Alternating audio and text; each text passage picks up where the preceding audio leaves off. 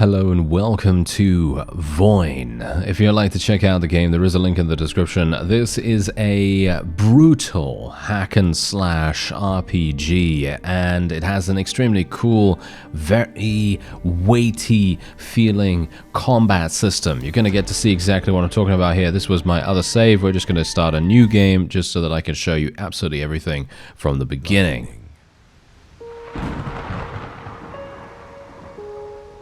I am your master, and you are the pinnacle of my creation. Rise now, and serve me and the world. Rise now.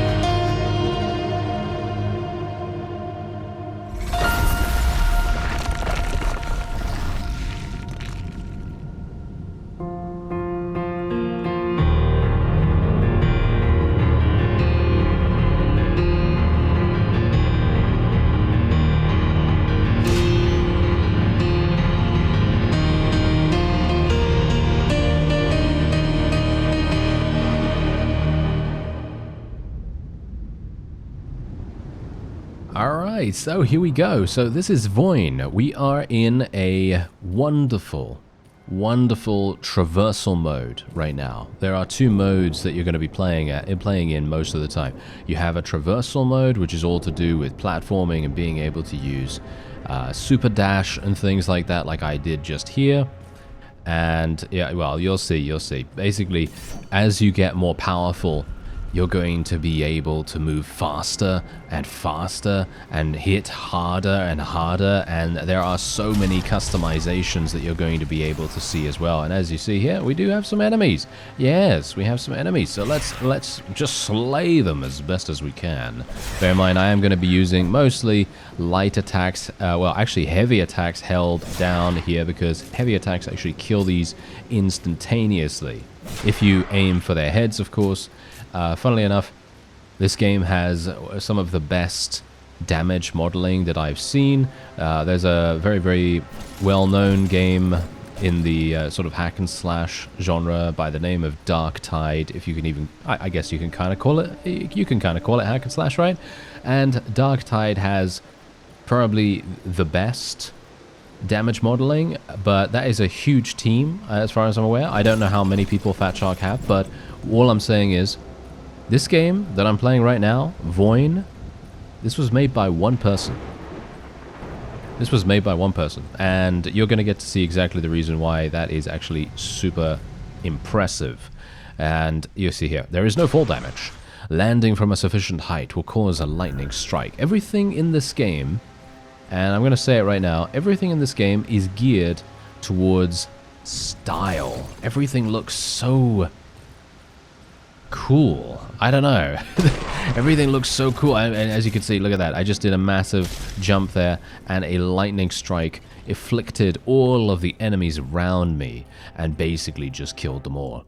Alright, so we have a dash. Bear in mind, that is your main way that you're going to be avoiding damage. Enemies are going to glow yellow when you, when you need to dash. And as you can see, I'm just going to show you exactly what that looks like. Now, one thing you've got to know. This game, as I said to you at the very beginning, this game is very hard, okay? It's brutal. It is actually much harder than you think, and you may be thinking, oh, this seems very easy, doesn't it? Yes, well, actually, yeah. At the very beginning, it is indeed quite easy. However, as you progress, things are going to get a lot more difficult. Things are going to get a lot more fast-paced. And you may even end up dying.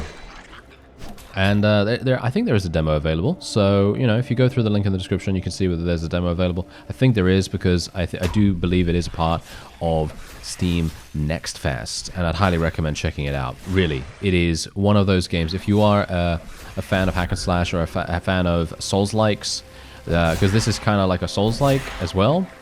And in general, it has extremely fast combat. Very, very fast combat, and you're going to get to see a number of new opponents relatively soon as well.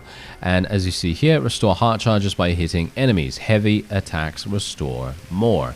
So there is a risk-reward system in the game. There's very little in the way of, as far as I'm aware, ways to restore your HP that are not attacking. So pretty much, once again, the risk and the reward and your skill level is going to make a massive difference to how well you're going to do in the game. So basically, being able to practice, being able to become a lot better at dodging and so on and so forth, that's really going to make a huge difference. So as you see here, as I explained at the very beginning, there is a traversal mode and a combat mode, and you can see that I can now use super dash to dash over here, do some massive damage. I can even you know, draw my sword from its sheath, and we could try to do some damage to these guys. And I am actually going to, yeah, there is actually a slightly harder enemy here, as you saw. One of those zombies was taking significant amounts more damage. Now, bear in mind that if you are like me, and you very much need a lot of information on your screen to be able to make, you know, tactical decisions in the moment, then I would recommend enabling the health bars. And because at the moment I actually turn those off, because by default they are off, they are disabled. And the main reason why they are disabled is because it looks better. Obviously it looks better. The aesthetic is so much cooler without a bunch of health bars on your screen. However, the health bars are very aesthetically pleasing nevertheless.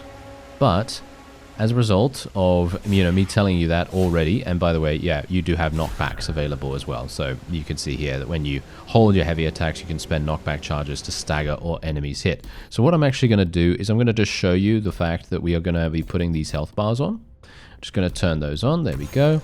And then you're going to get to see the health bars and how hard enemies actually are. So like, for example, this guy, oh, it seems like, yeah, it seems like the health bars are not actually working. Not actually working on this particular group of enemies. So we're going to have to maybe find some other enemies to fight to be able to see that in action. Because I think these guys were already spawned into the world, basically.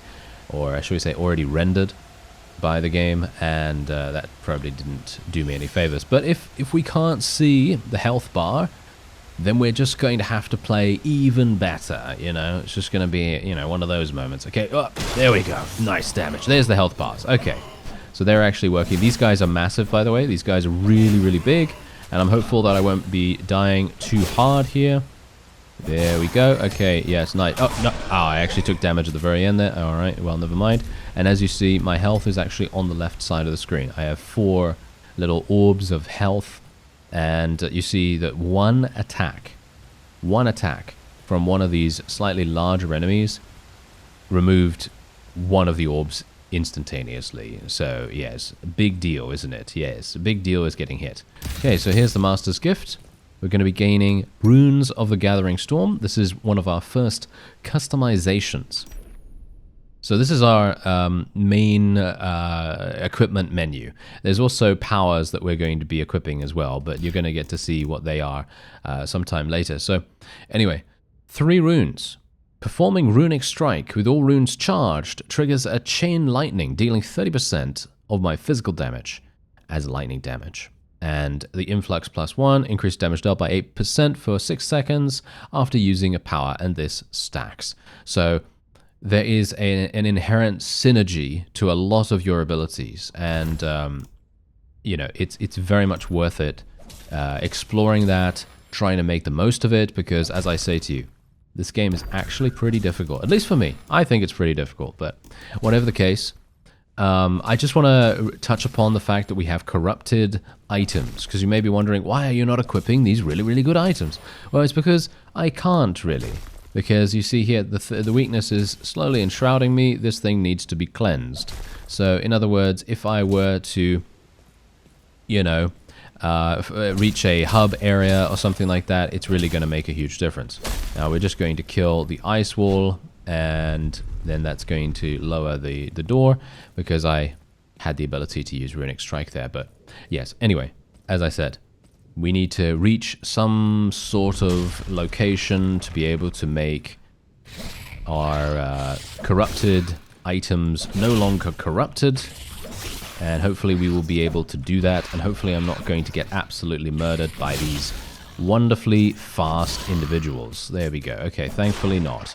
Whew, that is pretty harsh. Anyway, my runes are now completely charged, as you can see. And this is what is also a really wonderful thing about this game. Every single thing that you see in the game is some form of UI that is implemented, you know, in such a way that it's just aesthetically pleasing. It's super, super aesthetically pleasing. Like, for example, you can see here that I have my runes available, right? I have my runes available right now. I can use Runic Strike anytime. However, it's on the sword, you know? It's on the sword. Let's actually just attack that with my Runic Strike. As you can see, Runic Strike actually did not kill this guy instantly because this is a much harder enemy. And there we go. We were able to kill them, so that's nice. And let me see. Is there something? I think there is this actually something I can attack? No, no, no. Okay, it's not. All right, well, that's not that big a deal. We can go back over this way. And we're... Okay, let's see. All right, so yeah, as you see, there's actually a little swirly over there. We're going to have to pick that up. That is something very important for us. There we go. Nice little lunge there. Basically, if you pull your sword out from a sheath, well, from the sheathed position, you're going to do a lunge. You're going to do a lunge with it. So you're going to be, you know, very quick and, you know, slice and dicey and all that wonderful stuff. So yeah, it's actually going to be really effective in that way. Anyway, let's just, yeah, as you can see, this guy is actually looking pretty dangerous. He's got a lot more HP than normal. Thankfully, the zombies that we are fighting are not actually that hard to deal with. But these guys are, however, these guys are a slightly different. I had to use Runic Strike there, but that's fine because 3 hits and I get Runic Strike back. You know, it's really nice and simple to use. So I'm very pleased about that. Okay, let's do this. There we go. I've got Runic Strike. Let's try and do some damage. There we are. Try and dodge out of the way of this guy. I have no idea whether I'm actually doing perfect dashes or perfect dodges or anything like that because there is a window where you can do it. So I'm kind of hopeful that I am actually doing it relatively well. But, well, never mind. If I'm not, then... that's just how it's going to have to be. Anyway, we picked up a swirly. So this is what I said. We're going to be taking a look at the powers. There are a huge amount of different powers available. Unfortunately, we only have 3 available here, but this is a demo, of course. So, you know, that is understandable. Okay, so the first one is called Vortex. I launch my weapon, causing it to spin rapidly in place for several seconds. This vortex of steel deals damage to all enemies it touches, shredding through enemy ranks. Pretty cool. Yeah, and by the way, this particular ability activates a lot of your procs, a lot of your on-hit effects. So if you're someone that really enjoys combo moves, this is actually a really cool thing to do. For example, Rune Infusion.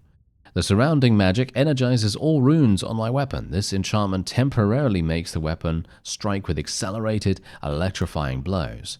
And then you have Lightning Sting. I leap backwards, hovering momentarily as I gather electric energy. Then I plunge forward in a precision strike, channeling a burst of lightning through the weapon. Yeah, so there's a huge amount to be very, very thankful for here. And you have the ability to equip and use 4 of these powers. So I'm going to be getting Vortex, I think. We're just going to unlock that. There we go. And then we can assign it to anything we want. I'm going to probably put it on 4. I'm someone that is a bit weird when it comes to, you know, binding things. I never like putting abilities on the number 1 key. No reason for that except the fact that I just find it inefficient. But that's just me, you know.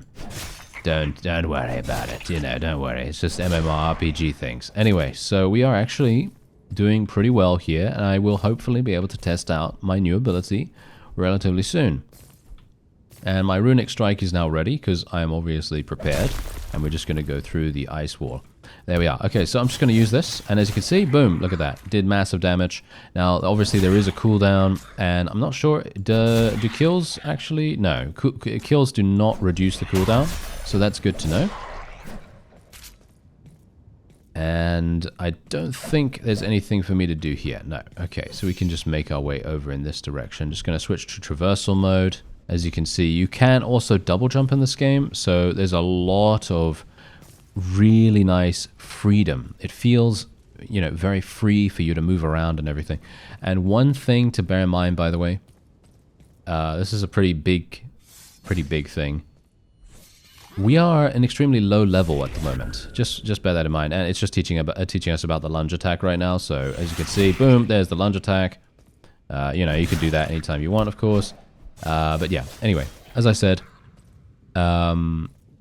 yeah, we're at a very, very low level right now, and the developer is very smart in how they've done things. Oh, this is one of the... Oh yeah, this is one of these really annoying enemies. Okay, so this enemy actually heals itself over time as long as it's standing next to its flag. It might actually be healing itself even now. Okay, this is pretty bad actually for me. Oh yeah, there's the flag. Okay, come on now, kill it, kill it, kill it. There we go. Whew, yeah. Okay, yeah, this is one of those enemies that I actually had a huge amount of trouble with in my private playtime of the game, because I was obviously, you know, checking it out and seeing what I could do, because I wanted to make a video on it and I didn't want to be completely useless. So I was like, yeah, okay, I'm gonna give it a go. And then I ran into two of those guys at the same time, and you can imagine how difficult that was, because I was literally having to fight two guys that were constantly spawning flags over and over again.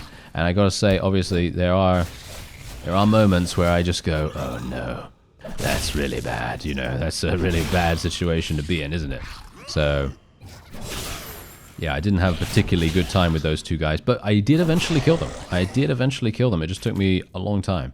I had to run away and kite them quite a lot. But yeah, as I said, the developer is very clever in the way that they have structured how the game works and the progression, because I know a lot of people, I think a few people actually, have been talking about the momentum and the traversal system on the forums. And I'm not entirely sure if I really agree about any of that, because as the developer very rightfully said, this is very early on, and you're probably not meant to really be super, super fast. Everyone wants the movement to be really quick, and I personally feel quick enough. I feel quick enough while I'm fighting and everything. Oh, that's a nice detail right there. They actually do friendly fire with their spells. That's pretty cool. I actually almost died as well there. Did you see? Yes, absolutely wonderful. But yeah, the point is, I think there to be room to improve your character, and for there to be a, shall we say, is there not somewhere... I think I can go... Ah, yes, I forgot about this. Okay, yeah, there's actually a boss up here. I'm going to die, I think. I'm going to die from this boss.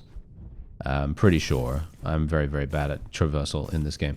But yeah, I think there to be room for verticality in regards to your own player's progression, your own character's progression, is extremely important. And, oh yeah, I suck at this. As I said to you, I really am not very good at this whole... There we go. I just had to double jump, and there we are. Okay, so here's the enemy. Let's deal with him. Okay, yeah, I'm gonna die. Almost certainly, I'm pretty sure. Hello there, sir. Okay, I am healing myself a little bit, which is quite good. There we are. Nice. Nope, you're not gonna kill me, sir. You're not gonna kill me. Okay, yeah, this was actually a lot easier than it was the first time. It's probably because I was a little bit more well prepared, maybe, but... yeah, anyway, for there to be room for the character to improve, I feel like your character does have to feel less like you are an absolute monster beast of a character to begin with, and, you know, leveling up is going to be that much more impactful, and it's going to feel so much more satisfying. And I think the developer has done a great job on that. But obviously, that's just my own opinion, you know. You may disagree, indeed. You may disagree, and you may think, oh no, it definitely needs to be faster, you know. You may think that, but I personally don't, you know. Anyway, so this is our hub world right here. And we have two different places that we can go. We can go to the Hall of Reflection, or we can go to the Molten Cathedral. I actually have no idea what this actually does, because I The main room that connects all the other rooms. Here you would be able to converse with various NPCs related to quests, or occasionally meet traveling merchants that might have some interesting offers, yes. And it's not currently in the demo. And we're now going to be entering the Hall of Reflection. And I have no idea what this is, but I am very intrigued. What is that? Jumping through the Gate of Reflection will extract the power from the ichor I have collected and make it mine. Let's do it. You've reached level 2. Oh yeah, there we go. And now I have the ability to leave. There you go. So that's basically how we level up, I suppose. And I'm actually not entirely sure. Does that actually give me anything? I think we're going to have to go into here to be able to cleanse our stuff. Or at least I hope that to be the case. Because being able to cleanse my stuff right now would be super, super nice. Because as I said to you before, I haven't actually had the opportunity to do that. Hello there. What's this? Increase the power of the currently equipped artifact. Whoa, there's a load of stuff here. Necklace. This is going to cost me ichor, as you can see.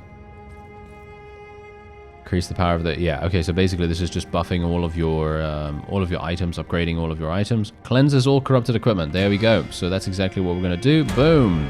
And the gong is going to sound. Oh, yes. Wow, that's... I gotta say, I love the aesthetic in this game. I feel like the aesthetic is so incredibly pleasing, but at the same time, it has a gothic feel to it, you know? It has a gothic feel. And for this to be made by one person, absolutely crazy. Okay, so, yeah, we now have the ability to switch our items. So we can go and play as a poison-based character if we want to.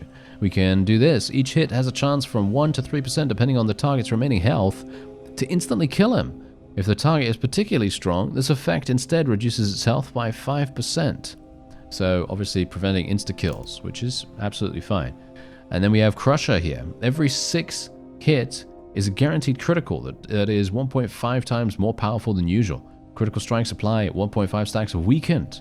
Huge amounts of stuff going on here. Each monster killed increases physical damage by 3% until the end of the battle. Yeah, I'm going to use this. Wait. Can I dual wield? I can change weapon. Oh, that's cool. Okay, I had no idea that that was actually possible. That is really, really nice. Okay, so where do I actually go? Can I go through here? Aha, the main platform. Okay, I have no idea where this leads. Please don't give me another boss. I would like to fight some more enemies randomly. Enter the active portal to begin your journey.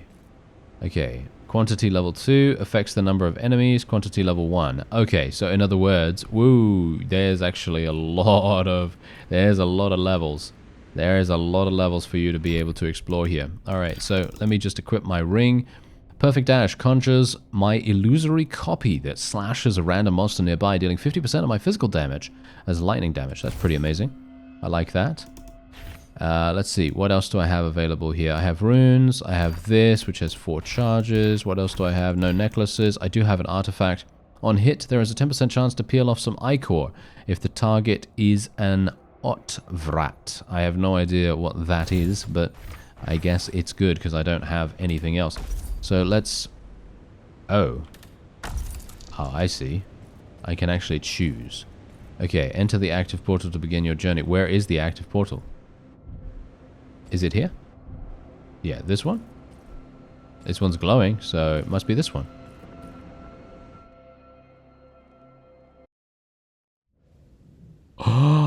Oh, a completely new biome? Really? Okay, yeah, as I said, I actually haven't gotten this far in the demo. So I'm actually extremely... Wow. Okay, I really did not expect anything more than the hellish ice biome that we saw beforehand. But look at what we're seeing here. And by the way, the demo is playing completely silky smooth.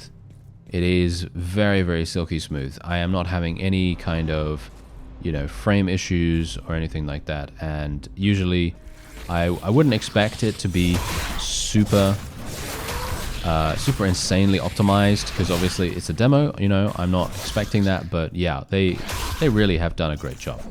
They really have. Okay, so poison is obviously going to be ticking on this guy, and I'm actually just going to run away, and he's going to die from that. Isn't he? Nope. Okay. Just going to have to finish him off the old-fashioned way. And we got some more enemies here already, but yeah, well, they basically just, yeah, they just died. They just died very, very quickly. Yeah, and this is the funny thing. I love this sword. I'm usually someone that actually really enjoys using poison-based weapons or bleed weapons or something like that, because generally I'm not very confident in my ability to stay within range and deal damage consistently. So being able to have the ability to do that from far away is actually super, super nice. I'm gonna die here, maybe. Maybe I'll be okay. I'm not sure. Maybe I'll be okay, but yeah. Okay, nice. We can actually just kill this guy without too many problems. Once you're ready to return to the Americt, which is the hub location, look up to the sky and call for a portal. Make sure there's nothing above you. Really? Wow, okay. That's also an extremely cool mechanic. Okay. That is... Look at that, portal back. I can literally just ask the sky to portal me back. Yeah, no, this game just oozes style. It really does. And the funny thing is, you may think, oh yeah, this looks, you know, kind of realistic, but if you actually look, there are some fundamental... Well, I'm dead. There are some fundamental little differences that you can see in the graphics style. And I actually really, really love that. Yeah, by the way, we now have a slight issue. Retrieve lost corrupted items and ichor by getting to the spot where you died and hitting the flesh clot a few times. So that's obviously what we're going to have to do in very, very pure Souls-like fashion. We do need to go back and get our ichor. Which is actually not going to be too bad, because we do start with our weapons. You know, we have our non-corrupted weapons, you know, our cleansed weapons with us. So we shouldn't have to worry too much about this. And as you can see, look at the light. You see the light going up to the sky right there? That's where I died. So it literally just leads me back to where I was, which I absolutely adore that. I think that is such an amazing design decision once again. And it's funny because I'm not expecting that, you know? I'm not expecting those kinds of little details, but it's so clear that the developer has really put in a lot of effort and a lot of, you know, care into the game. Because, you know, a lot of cases, you're not going to have these kinds of quality of life improvements. You're not going to have the ability to see where your, you know, thing was, you know. If some people are just going to be like, you know, whatever. But no. And the fact that you actually have to hit this is actually kind of awesome as well. Okay, well, whatever the case, I am just going to finish off these enemies here. Just going to use this. Yep, there we go. And I think that's probably going to be it for this episode. And I would highly, highly recommend... Oh, this guy is new. This guy is a stealthy guy. Stealthy guy. Thankfully, I can kind of see him. But unfortunately for me, he is fast. And he's poisoning me. Whoa, okay. As you can see, I can't even tell where he is right now. Okay, there we go. Oh! Where is he? You see him? Did I kill him? I think he died. Whew. Okay, that was a little bit harsh, wasn't it? Okay, I was kind of hoping that there would be some treasure here or something like that. Because there are secrets in the game, as far as I'm aware. And it would have been really, really cool if I could have found one just before the end here, but never mind. Anyway, that is going to be it for this episode. If you'd like to check out VOIN, there is a link in the description, and you can play the demo. Yeah, you should definitely play the demo. It is extremely, extremely polished and very fun. And yeah, I'll leave you to it, and I hope you have fun. I thank you very much for watching, and I'll see you next time.